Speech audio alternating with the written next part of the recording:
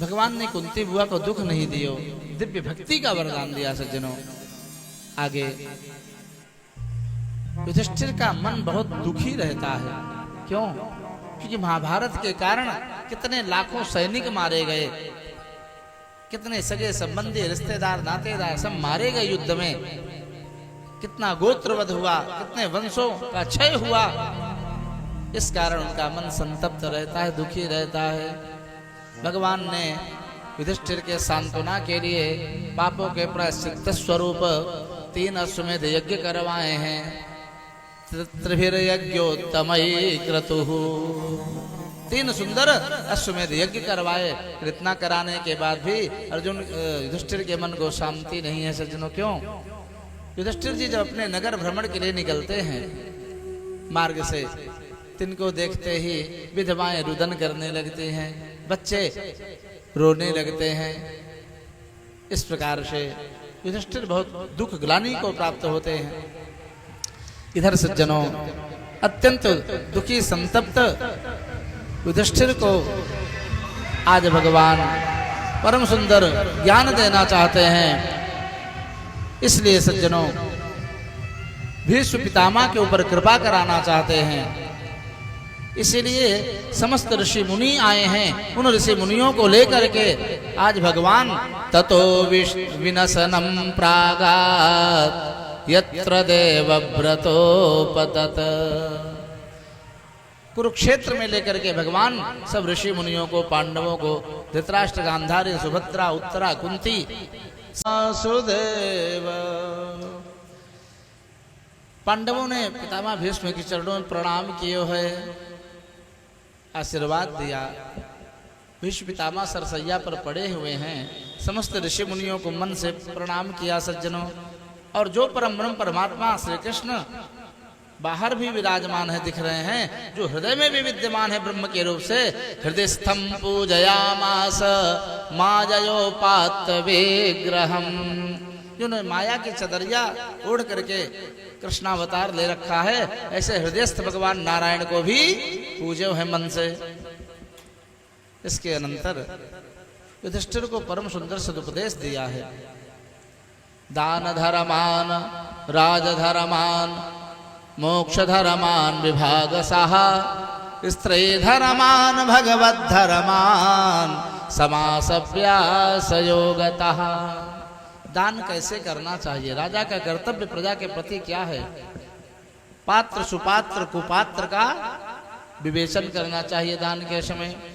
दान के अनेक प्रकार की विधियां हैं। राजा का क्या धर्म है, स्त्रियों का क्या धर्म है। मोक्ष धर्म के अंतर्गत पितामह भीष्म ने परम दिव्य विष्णु सहस्त्र नाम का स्तोत्र का वाचन किया सज्जनों। इतने परम ज्ञानी हैं ये, विचार करिए।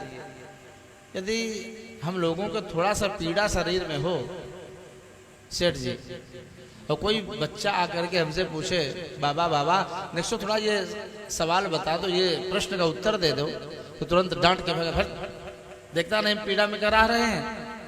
सैकड़ों बाणों से विधे हैं पितामह भीष्म जी, लेकिन इतना पीड़ा के अनंतर भी परम दिव्य ज्ञान का उपदेश दे रहे हैं धर्मराज युधिष्ठिर को। और मोक्ष धर्म के अंतर्गत दिव्य विष्णु सहस्त्र नाम का उपदेश किया सज्जनों। डोंगरे महाराज जी ने विष्णु सहस्त्र नाम के विषय में बहुत सुंदर अपने भागवत रहस्य में दर्शाया है। देखो, गृहस्थाश्रम में व्यक्ति के पास इतना धन नहीं है कि वह विष्णु यज्ञ कर सके, तो प्रतिदिन गृहस्थाश्रम में व्यक्ति को अपने इष्ट का सहस्त्र नाम का पाठ करना चाहिए। उससे सब प्रकार के पापों का प्रायश्चित हो जाता, नष्ट हो जाते हैं।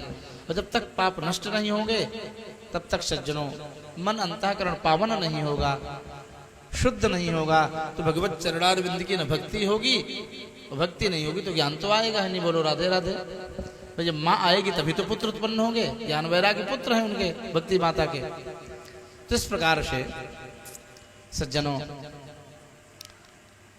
आज बड़ा ही सुंदर भक्ति को पाना है तो भगवत चरणारविंद की सेवा करनी चाहिए, विष्णु सहस्त्र नाम का प्रतिदिन पाठ करना चाहिए। जब गृहस्थाश्रमी 12,000 विष्णु सहस्त्र नाम का पाठ कर लेगा, उसी दिन उसे गृहस्थाश्रम में रहते हुए दिव्य विष्णु यज्ञ का फल मिल जाता है सज्जनों। ऐसा डोंगरे महाराज जी ने अपने भागवत रहस्य में लिखा है। इस प्रकार से बड़ा ही सुंदर उपदेश दिया पितामह भीष्म ने। उपदेश देते देते उन्होंने इतने भी कहे हुए, हे धर्मराज, अपने नेत्रों के सामने पाप नहीं देखना चाहिए। द्रौपदी अपने आप को संभाल ना पाई और खिलखिला के हंस पड़ी। पितामह भीष्म का अपमान हो गया। यदि कोई व्यक्ति बात कर रहा हो, किसी से कुछ बोल रहा हो, ध्यान देना, और कोई बीच में हंस पड़े उसकी बात पर, वो बाद में आएगा। कोई व्यक्ति बीच में उसकी बात पर हंस पड़े तो समझो कि उसकी खिल्ली उड़ गई, उसका मजाक हो गया, अपमान हो गया उसका। इसलिए कहा गया है कि कभी भी बीच में किसी के टपकना नहीं चाहिए, नहीं तो वह मूर्ख का लक्षण कहा गया है सज्जनों। एक बार की बात है, सुना देते हैं, हमारे तिवारी जी बहुत इच्छा रहती है शिवनरेश जी की। एक बार की बात है, राजा भोज का नाम आप लोगों ने सुना होगा सेठ जी। कहाँ राजा भोज, कहाँ गंगू तेली की कथा आप लोगों ने सुनी होगी बात। तो एक बार की बात है, महाराज भोज अपने रानी के महल में कच्छ में पधारे।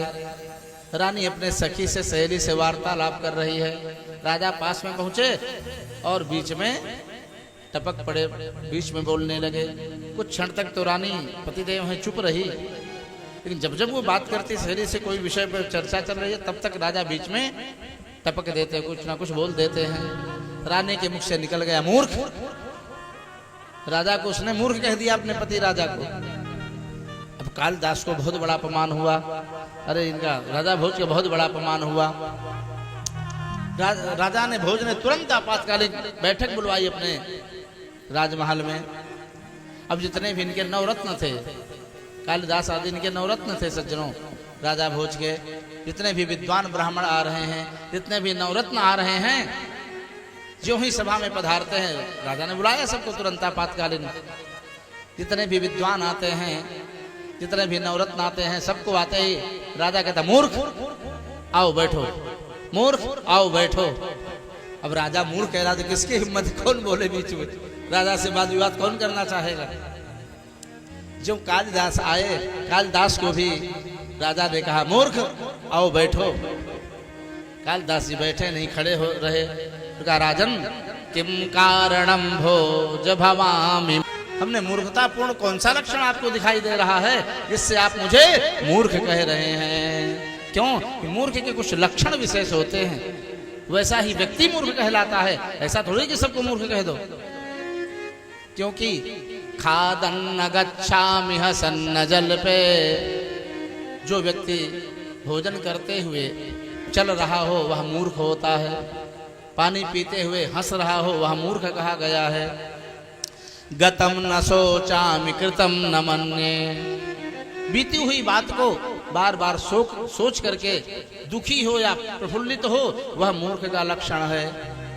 किसी के ऊपर उपकार कर दिया तो बार बार अपनी बड़ाई न करे कि मैंने उसको इतना दिया, ऐसा किया, वैसा किया। कृतम न मन्ये, किए हुए उपकार को मैं बार बार किसी से कह नहीं रहा हूँ। द्वाभ्याम तृतीयो न भवामि राजन, दो लोगों के बीच में मैंने कहीं इधर उधर बीच में बोला नहीं, टपका नहीं।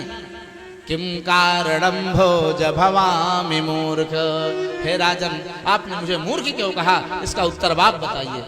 ये कोई भी मूर्ख के लक्षण मेरे अंदर नहीं है, फिर आपने मुझे भरी सभा में मूर्ख क्यों कहा? राजा खड़े हो गए। साधुवाद, कालिदास साधुवाद घटना बताई। मैं रानी के कक्ष में गया था, रानी ने मुझे मूर्ख कह दिया। अब मुझे पता अगर चला कि रानी ने मुझे मूर्ख क्यों कहा, क्योंकि वो अपनी सहेली से वार्तालाप कर रही थी, मैं बीच में उसके टपक रहा था, बार बार व्यंग बोल रहा था, मजाक कर रहा था उनसे, इसलिए मैं मूर्ख हूँ। यही पता लगाने के लिए मैं सभा में आए हुए सबको मूर्ख बोला, लेकिन किसी ने मेरे को टोका नहीं, रोका नहीं। हे महाकवि कालिदास, आपके चरणों में मैं वंदन करता हूँ जो आपने मेरी कमी को प्रकाशित किया, बताया है। बोलो भक्तवत्सल भगवान की जय हो। इसलिए इन मूर्ख के जो लक्षण हैं इनसे सावधान रहना, इसको नहीं करना चाहिए। भोजन करते हुए चलना नहीं चाहिए। लेकिन आजकल तो बफर सिस्टम चालू हो गया, कहना क्या, बोलो राधे राधे। एक रोटी वहाँ लिया, एक फुल्की वहाँ लिया, एक समोसा वहाँ लिया, जूता चप्पल पहने पहने सब झूठा मीठा एक दूसरे का छुआ खा रहे हैं। इसीलिए तो भ्रष्ट होता जा रहा है व्यक्ति की बुद्धि, क्योंकि अन्न यदि शुद्ध होगा तभी चित्त शुद्ध होगा, और चित्त शुद्ध में ही भगवत चरणारविंद की प्रीति और ज्ञान का उदय होता है। अशुद्ध मन में भगवत प्रेम नहीं आता सज्जनों।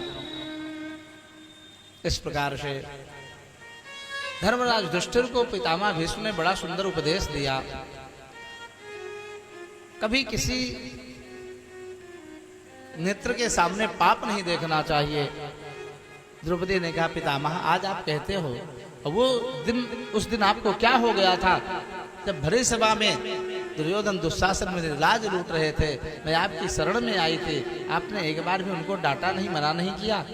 आप में वह शक्ति थी, एक बार आप उठ करके डांट देते तो पापी दुर्योधन दुशासन में हिम्मत नहीं थी कि मेरी साड़ी को हाथ लगा देते। अब उत्तर में तो संतों ने भाव दिया कि पितामह भीष्म ने कहा कि हे देवी, कहती तो तुम ठीक हो, लेकिन हमारी बुद्धि भ्रष्ट हो गई थी। दुर्योधन के दूषित अन्न खाने के कारण मेरी बुद्धि भ्रष्ट हो गई थी, आदि आदि कहा। इस प्रकार से आगे पितामह भीष्म ने भगवान से प्रार्थना किया, हे प्रभु, तब तक आप यहाँ पर उपस्थित रहें जब तक हम इस कलेवर को त्याग ना दें, कि मृत्यु जेता है, ये मृत्यु पर विजय प्राप्त की है। मात्र एक अपने पिता के आशीर्वाद से मृत्यु पर विजय प्राप्त किया है। शांतनु महाराज ने इनकी ऊपर प्रसन्न होकर के और मृत्यु जेता बना दिया है। आप किसी भी देवता की कितनी भी उपासना आराधना कर लो, कितना भी आप तपस्या कर लो, कि इंद्रादि कोई भी देवता आपको मृत्यु का विजय नहीं दे सकते वरदान में। अनेकानेक राक्षस ब्रह्मा जी का भी तपस्या किए, लेकिन पूरी तरह से मृत्यु जेता कोई राक्षस भी नहीं बन पाए सज्जनों। और इस प्रकार से धन्य है पितृभक्ति, पिता भक्ति के कारण पितामह भीष्म ने वह दिव्य वरदान पाया जो बड़े बड़े देवताओं की उपासना से भी मिलना असंभव है। इस प्रकार से सज्जनों, मृत्यु जेता है ये, बिना इनकी इच्छा के मृत्यु उनको स्पर्श नहीं कर सकती है। इधर सज्जनों, पितामह भीष्म ने भगवान से प्रार्थना किया है, सदैव देवो भगवान प्रतीक्षताम कलेवरम यावदिदं हिनोम्यहम प्रसन्नः सारुणलोचनो न सन् मुखाम्बुजो ध्यानपथश्चतुर्भुजः। हे प्रभु, तब तक आप यहाँ पर मेरी प्रतीक्षा करें जब तक अहम इदम कलेवरम नहीं नौमी, मैं इस पांच भौतिक तन को त्याग नहीं देता हूँ, तब तक आप यहाँ पर रुकें। दिव्य 11 श्लोकों में पितामह भीष्म ने भगवान की स्तुति की है। इतिमति रूपकल्पिता वितृष्णा भगवती सात्वत पुंगवे विभुवने स्वसुखमुपगते क्वचिद विहरतुम प्रकृति मुपेयुषि यदभव प्रवाह। हे परमात्मन, आप अपनी माया को धारण करके और कभी कभी अवतार धारण करते हैं। आपकी ही कृपा से ये पूरी सृष्टि संचालित हो रही, चल रही है, प्रकाशित हो रही है। आप इतने भक्तवत्सल हो, भगवान सारथी बन गए, परिपूर्णतम ब्रह्म सारथी बन गए सज्जनों। हे प्रभु, आप जब महाभारत के युद्ध में घोड़ों की लगाम को पकड़ करके खींचते थे तो उसमें भी श्रम होता है।